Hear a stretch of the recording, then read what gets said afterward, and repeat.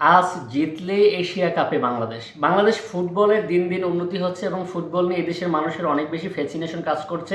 বাংলাদেশে যারা ফুটবল প্রেমীরা আছে, রাজ্যের আমরা যারা ইউরোপের খেলা দেখছি, লা লিগার খেলা দেখছি, যারা আমরা ক্লাব বিশ্বকাপ দেখছি, পাশাপাশি আমরা কিন্তু আমাদের বাংলাদেশের ফুটবলের খবর রাখছি। বাংলাদেশের হামজা, শামিদ, সোমরা আসার পর আমরা আসলে অনেক স্বপ্নে বুক বেঁধেছিলাম যে আমাদের বাংলাদেশ এশিয়া কাপ ফুটবল খেলবে।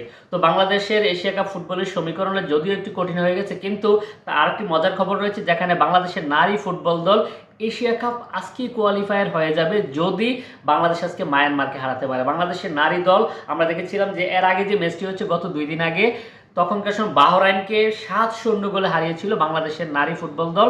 শুধুমাত্র আজকের দিনটা যদি বাংলাদেশ জাতীয় ফুটবল নারী দল মায়ানমারকে শুধুমাত্র 1-0 গোলে হারাতে পারে, তাহলে আজকে সরাসরি বাংলাদেশ এশিয়া কাপে সরাসরি চলে যাবে। এবং যদি ড্র করলে বাংলাদেশকে পরের ম্যাচগুলোর জন্য আসলে গোল ব্যবধানে তাকিয়ে থাকতে হবে। তো আমাদের বাংলাদেশ নারী ফুটবল দলের জন্য অনেক অনেক শুভকামনা, যেখানে আসলে আফিদা, ঋতুপর্ণারা চেষ্টা করে যাচ্ছে বাংলাদেশ জাতীয় ফুটবল দলকে অনেক দূর এগিয়ে নিয়ে যাওয়ার জন্য। আমরা প্রত্যাশা করব বাংলাদেশের ফুটবলের যে নব জাগরণ সৃষ্টি হয়েছে, যে জৌলুস সৃষ্টি হয়েছে, সেটা অব্যাহত রাখার জন্য বাংলাদেশ নারী ফুটবল দলের আজকে জয়ের বিকল্প নেই। তাদের জন্য অনেক অনেক শুভকামনা। বাংলাদেশের মানুষের চোখ থাকবে আজকে টিভির পর্দায়, বাংলাদেশের মানুষ দেখবে বাংলাদেশের ফুটবল খেলা এবং বাংলাদেশ আজকে এশিয়া কাপে যাবে। শুধু তাই নয়, মেয়েদের পাশাপাশি ছেলেরাও এশিয়া কাপে খেলবে এই প্রত্যাশায় আজকের মতো এখানে শেষ করছি।